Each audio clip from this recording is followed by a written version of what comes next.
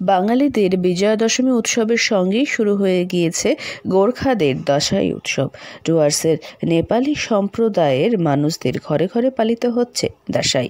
এই উৎসবটি টিকা উৎসব নামে পরিচিত। এই উৎসব মিলিয়ে দেয় প্রবীণ ও নবীন প্রজন্মকে। নমস্কার। আমাদের বিজয় দশমীতে যে টিকা লাগায় আমরা গোর্খা সম্প্রদায়তে, এটা মানে কি, যেরকম আমাদের রিলেটিভরা বাইরে থাকে, কত বিদেশে থাকে, কত কাজ করতে বাইরে যায়, এটা মানেটা এখন সবাই এই সময়ে ঘরে চলে আসে বড়দের আশীর্বাদ দিতে। এই মানে হইলো এখন আমাদের আজকে থেকে আবার শুরু হইলো, এটা আমাদের পূর্ণিমা অবধি থাকবে। দুর্গা প্রতিমা নিরঞ্জনের পর বাঙালিরা পালন করেন বিজয়া দশমী উৎসব।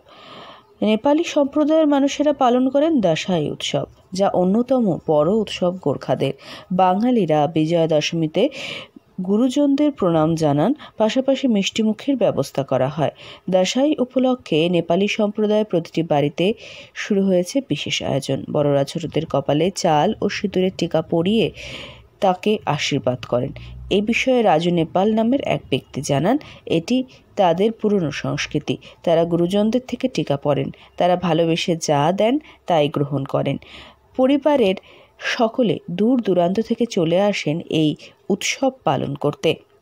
ডুয়ার্সের আলিপুরদুয়ার জেলার গোর্খা সম্প্রদায়ের মানুষরা রয়েছেন এমন স্থানে পালিত হচ্ছে এই উৎসব। দলসিংপাড়া, কালচিনি, ভাটপাড়া সর্বত্র এলাকায় লক্ষ্য করা যাচ্ছে দাসাই উৎসব। গোর্খা সংস্কৃতিতে নিয়ম নিষ্ঠা সহকারে প্রত্যেকটি বাড়ির বড়রা ছোটদের কপালে চাল ও সিঁদুরের টিকা পরিয়ে তাকে আশীর্বাদ করেন। এই উৎসবটি নেপালিদের জীবনের আধ্যাত্মিক দিকে সম্পর্কে চিন্তা করার সময় দেয়। এই উৎসবে নবপ্রজন্মকে তাদের বড়দের সম্মান করার কথা মনে করিয়ে দেয়। এই উৎসব নবপ্রজন্মকে নতুন দিগন্ত দেখায়। টিকা পরার আগে উপোস রাখার রীতি রয়েছে। বড়রা ছোটদের টিকা পরিয়ে উপহার দেন বিভিন্ন জিনিস। আলিপুরদুয়ার থেকে অনন্যা দের রিপোর্ট, লোকাল 18 বাংলা।